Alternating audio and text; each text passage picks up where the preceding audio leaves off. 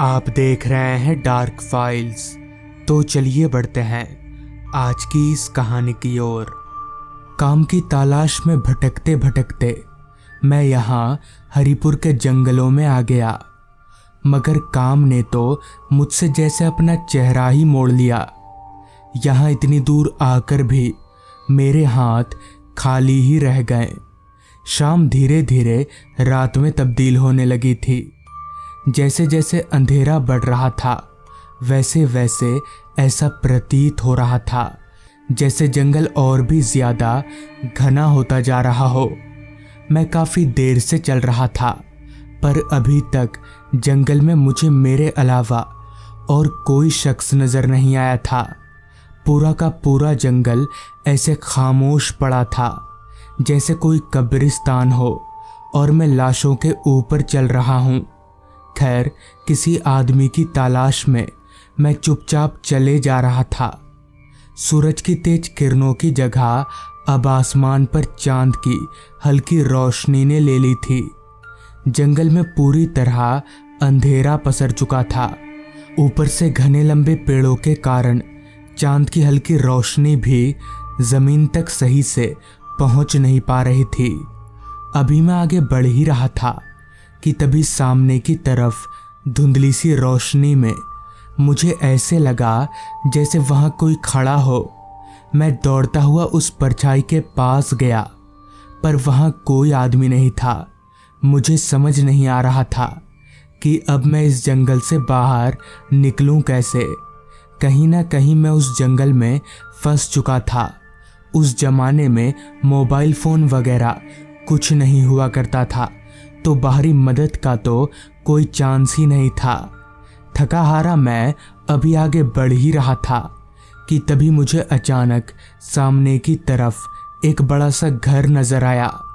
उस घर को देखकर मुझे काफी खुशी हुई। उत्साहित होकर मैं दौड़ता हुआ उस घर की तरफ जाने लगा।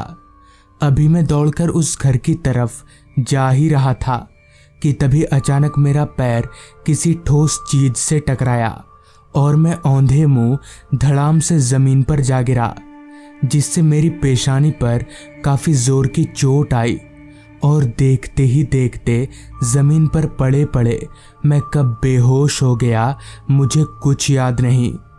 पता नहीं कितनी देर बाद, मगर जब मेरी आंख खुली तो कोई शख्स मेरा नाम पुकार रहा था।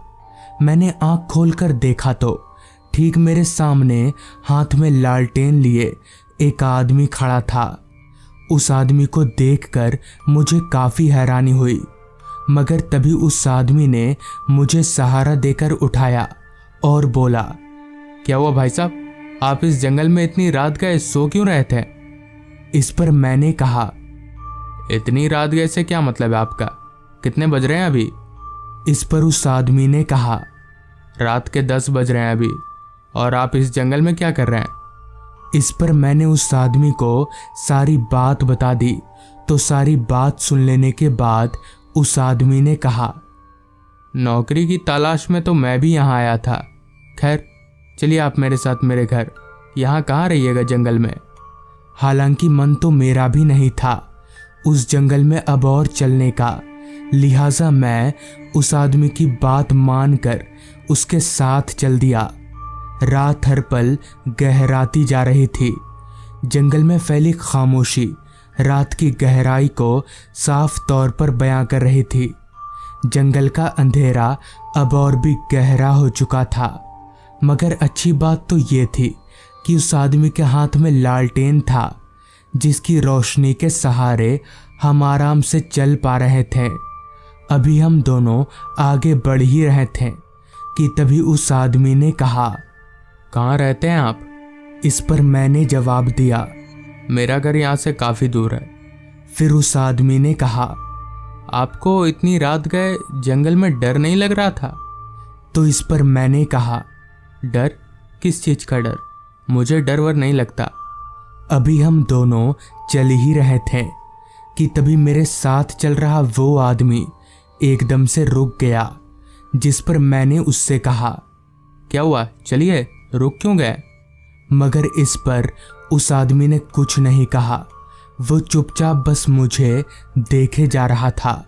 तभी एकदम से उस आदमी ने अपने हाथों में पकड़ा लालटेन को नीचे किया तो उस लालटेन की रोशनी में मुझे उस आदमी के पैर दिखे जो कि पीछे की तरफ मुड़े हुए थे, यानी उल्टे थे।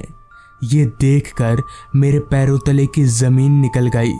मैं समझ गया कि ये आदमी कोई इंसान नहीं है बल्कि ये कुछ और ही है। जिसके बाद मैंने ना आव देखा ना ताव, सीधे वहां से आगे की तरफ दौड़ लगा दी। मैं जी जान लगाकर बस भागे जा रहा था। मुझे कुछ नहीं सूझ रहा था। भागते भागते मैंने एक दफ़ा पीछे पलटकर देखा मगर मेरे पीछे कोई नहीं था, लेकिन फिर भी मैं नहीं रुका। मैं भागता रहा। अभी मैं भाग ही रहा था कि तभी मुझे सामने की तरफ एक आदमी आग जलाकर बैठा हुआ दिखा। तो मैं भागता हुआ सीधे उस आदमी के पास जाकर रुका। हांफते हांफते मैं उस आदमी के पास जाकर बैठ गया। तभी उस आदमी ने मुझसे पूछा, क्या हुआ भाई साहब, आप ऐसे हांफ क्यों रहे? तो इस पर मैंने उस आदमी को पूरी बात बता दी। पूरी बात सुनकर उस आदमी ने कहा, अच्छा ऐसा है क्या, कोई बात नहीं, आपको कुछ नहीं होगा, कुछ खाइएगा, भूख लगी होगी आपको। तो इस पर मैंने कहा, भूख तो लगी है पर यहाँ इस जंगल में कहाँ कुछ मिलेगा। तो इस पर उस आदमी ने कहा, सब मिलेगा, रुकिए अभी मंगवा देता हूँ। मेरे से इतना कहकर उस आदमी ने जोर से चिल्लाकर अंधेरे में एक तरफ देखते हुए कहा, अरे साकिब खाना लाओ जरा साहब के लिए। तो उस आदमी की इस बात पर अंधेरे में से ही आवाज आई, लाया मालिक, बस 2 मिनट। उस आवाज को सुनकर पता नहीं क्यों मुझे ऐसा लगा जैसे मैंने पहले कहीं उस आवाज को सुन रखा हो, पर कहाँ ये याद नहीं आ रहा था। बड़ी जानी पहचानी सी आवाज थी। खैर मैं वहां बैठकर खाना आने का इंतजार करने लगा, पर एक बात तो मेरे जहन में खटक रही थी कि भला यह आदमी मुझे क्या खिलाएगा और वहां अंधेरे में होगा कौन जो मुझे खाना लाकर देगा। पर उस वक्त मैं लाचार था, इसलिए इंतज़ार करने के अलावा मेरे पास और कोई चारा नहीं था, तो मैंने वही करना बेहतर समझा। कुछ देर इंतज़ार करने के बाद अचानक से अंधेरे की तरफ झाड़ियों में कुछ हलचल सी हुई और वहाँ से एक आदमी चलते हुए हमारी तरफ आने लगा। चूँकि वो आदमी काफ़ी दूर से चलकर आ रहा था, इसलिए साफ तौर पर उस आदमी का चेहरा तो नज़र नहीं आ रहा था। उसके हाथ में एक थाली थी। चलकर वो आदमी जब मेरे करीब आया तो मुझे उसका चेहरा दिखा। ये वही आदमी था जो मुझे थोड़ी देर पहले मिला था, जिसके पैर उल्टे थे। इतने में ही उस आदमी ने थाली को ठीक मेरे सामने रख दिया। उस थाली में कुछ और नहीं बल्कि मेरा ही कटा हुआ सिर था। मैं एकदम से ठिठक कर पीछे गिर गया। इतने में ही वो दोनों आदमी जोर जोर से हंसने लगे। मुझे समझ आ गया था कि ये दोनों भूत हैं और अगर मैं यहाँ रुका तो मेरी खैर नहीं। अभी मैं ज़मीन पर से उठकर भागने जा ही रहा था कि तभी मेरा पैर वहीं पास ही में पड़े एक लकड़ी के बोर्ड से जा टकराया, जिस पर लिखा था अपना ढाबा।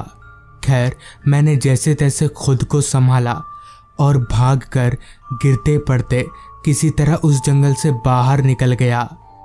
इस घटना के कुछ दिनों तक मैं काफ़ी बीमार भी रहा। बाद में जब मैंने इस घटना का जिक्र लोगों से किया तो लोगों ने जो बताया वो सुनकर मैं दंग रह गया, क्योंकि लोगों के मुताबिक साकिब और सुलेमान वो दोनों उस जंगल में अपना ढाबा चलाया करते थे, क्योंकि वहीं पास ही में एक रोड भी था जो कि अब बंद हो चुका है।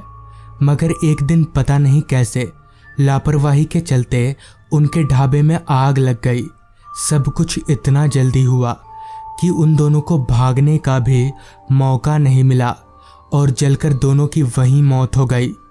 तब से उन दोनों की आत्मा उस जंगल में भटकती रहती है और उस दिन के बाद से रात में कोई भी उस जंगल में नहीं जाता